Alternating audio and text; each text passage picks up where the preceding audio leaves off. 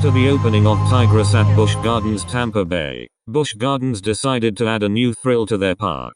However, this new ride that took over the old Gwazi plot of land also marked the opening of Iron Gwazi.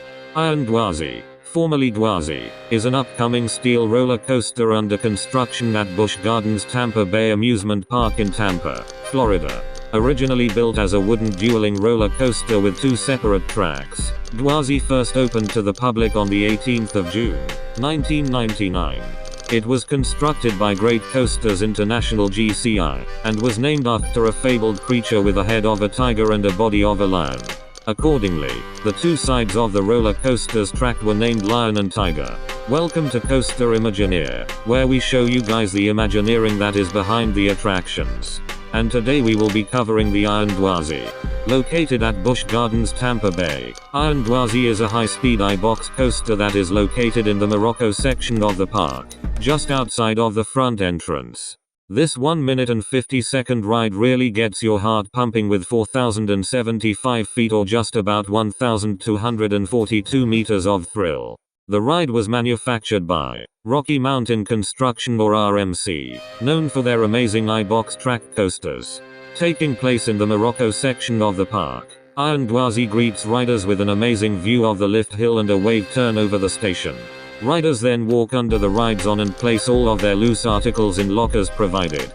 As riders make their way through the queue, they find facts about the coaster and the history behind it. In the station, riders are then split into 12 rows of 2. The entire station only holds one train at a time. Above riders are TVs that instruct guests how to properly board the train. Once the train pulls into the station and the gates open, riders board and pull their restraints down. Each row features 2 seats with separate ratchet restraints to secure guests while riding. Restraints on a train are typically locked all at once by a bar between the rails in the station, which is lowered. They are subsequently released when the bar is raised at the end of the ride. Just like a traditional roller coaster, RMC's trains use 3 different types of wheels: road wheels, upstop wheels, and side wheels. The road wheels run on top of the track. The side wheels are the smallest wheels, and the upstop wheels support the train during 0 and negative G-forces. There are 6 wheels. 2 of each kind are in a wheel assembly called a bogie. There are 7 pairs of bogies in a 6-car train.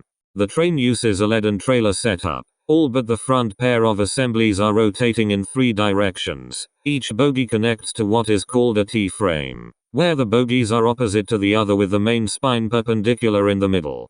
On the bottom of the car sits a metal catch car that hooks onto the chain lift and stays linked during the entire ascent.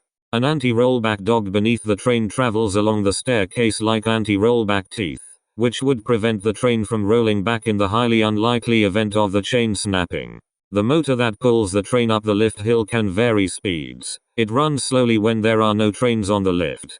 And when the train dispatches from the station, sensors start the chain motor up and send the train up the lift. The brakes used on this coaster are friction brakes. On the bottom of the train there is a metal plate that the friction pistons located on the track squeeze to slow the coaster down to a stop. The thrilling layout of Iron Gwazi was all made by Alan Shulk.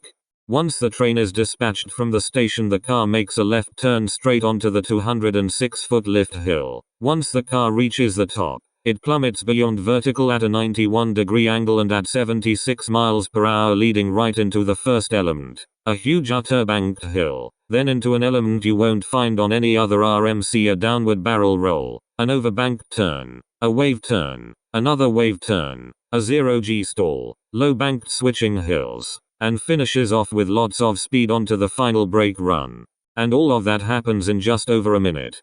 The train then returns to the station. Rider can unload and the board, then the whole cycle begins again. Iron Gwazi will officially open spring of 2022. Well, let's hope the ride is almost certainly going to live up to expectations and hype that everyone has built up during construction. Overall, Iron Gwazi is a clever addition to the park and is sure to draw guests in, because you know it's an RMC. And that's how Iron Gwazi works. If you like our content, please be sure subscribe and hit the notification button to be notified when we post.